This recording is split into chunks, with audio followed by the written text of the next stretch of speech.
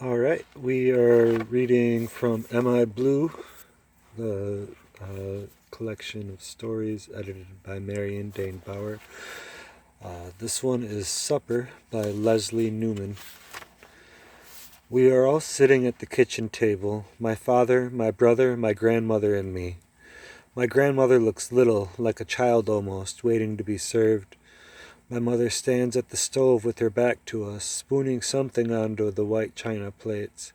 Pot roast. She hands my father his plate first, of course, then my brother and my grandmother, and last of all me. My mother sits down with her own plate. She has very little on her plate. She's on Weight Watchers and measures everything she eats on a little white postage scale that she keeps next to the toaster. I have only carrots and potatoes on my plate. I'm a vegetarian, so I've rinsed the pot roast gravy off the vegetables. Everyone is pouring themselves something to drink. My father Mott's apple juice, my brother orange soda, my mother Diet Pepsi, me Perrier. Often my mother remarks, "What am I running here, a restaurant? I've never seen anything like it. Everyone has to have their own private drink."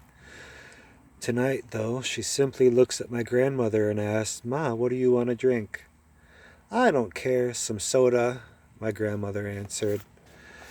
My mother lifts the orange soda bottle in front of her that my brother had just put down. My grandmother says, "What's that, orange? No, give me some diet. I'm getting too fat." My mother sighs as she pours my grandma some diet soda. We eat in silence. I can hear forks and knives clinking against plates, ice cubes rattling in glasses, my father chewing loudly across the table from me as he sops up his gravy with a piece of Wonder Bread.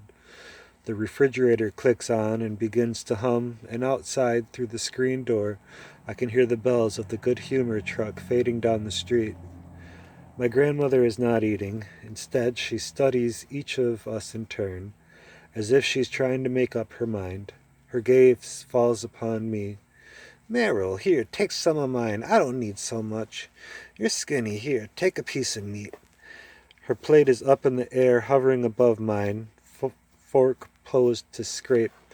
"No, Nana, I don't want any. You know I don't eat meat." "You don't eat no meat? What's the matter? Who don't eat meat? Everyone eats meat." She looked around for support of her argument, but finding none, she decided to try a different tack. "Oi," she said in a gentle voice, "what my mother wouldn't have given when I was your age to have a piece of meat to put in my mouth. I shouldn't go hungry. Here, Boobla, take a piece of meat. It wouldn't kill you." She stabs a piece of pot roast, which waves off the end of her fork like a flag. "No, Nana, I don't want it." "Here, Stephen," she says to my brother, who, knowing he was next, has been busily shoveling food into his mouth, hoping to be excused from the table. "Take some from my plate. I can't eat all this." "No, Nana, there's more in the pot if I want more. You eat it." My brother's voice is tired, as if he's said this a million times, which in fact he has. "I can't eat all this," my grandmother says, to no one in particular, or perhaps to God. "Ma, it's enough already," my mother says. She's finished eating, rises to put her plate into the sink. My grandmother slowly puts a piece of carrot into her mouth. My father and my brother finish eating and leave the table. My father heading for the den to watch TV, read the newspaper, and fall asleep on the couch, and my brother grabbing a baseball cap to go out and play stickball with his friends. I push my food around as mother clears the table. I feel a cool breeze of air at my back as she opens the refrigerator to put away half-empty bottles of soda. "Meryl, I'm going upstairs to lie down. Will you finish cleaning up?" A question I didn't even bother to answer, since I'm the one who cleans up every night. I take my plate over to the sink, and as I return to gather up the dirty napkins, my grandmother pushes her plate away. "Oi, I'm so full. I'm busting already," she says to me. She pushes her chair back with another oi, stands up, and brings her plate over to the sink. "I'll do the dishes, Nana. You don't have to." I take the plate from her hand. "All right," my grandmother says with a shrug. "You want some applesauce, maybe? A piece of sponge cake?" "No, Nana, I'm not hungry. and you know that I don't eat cake. Not hungry, she says. She don't eat enough to keep a bird alive. A piece of carrot and a half a potato. I can feel my grandmother studying my back as I run the water. It takes a while for it to get hot. What's the matter with you? You don't eat no meat. You don't eat no cake. She pauses, trying to figure me out. Meryl, darling, the boys ain't gonna like you if you get too skinny. Believe me, I know. I turn to see her smiling and wagging her finger at me, the nail shiny and red. I blush in spite of myself, but not for the reason she thinks. My grandmother thinks I have a boyfriend, but I don't. I don't even like boys. I don't know why. Maybe it's the same reason I don't like meat and I don't like cake. I told my best friend Patty about it. I told her right after I'd gone for a walk in the park with this guy Mark from my social studies class. He kissed me over by the handball courts, and I thought I'd lose my lunch for sure. Patty said we should practice. Maybe I would like it better.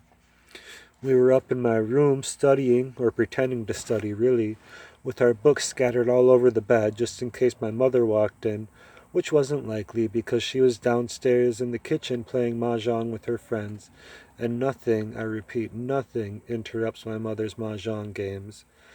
Patty pushed aside our books and told me to lie down on the bed. This is what Bruce does, she said, and then she climbed on top of me and put one of her legs between mine. Bruce is Patty's boyfriend, and he's a senior, so I guess he knows what he's doing. Then she kissed me. Her mouth was really soft, not like Mark's at all. She showed me what you do with your lips and your tongue and even your teeth. I started feeling funny between my legs where her thigh was pressing, like I was going to pee in my pants. Then, if you really like the guy, you can let him touch your boobs, she said. Want me to show you? Sure. She lifted up my shirt and pulled my bra down so my breast popped out of the cup, and then she put her mouth down right on my nipple like a baby.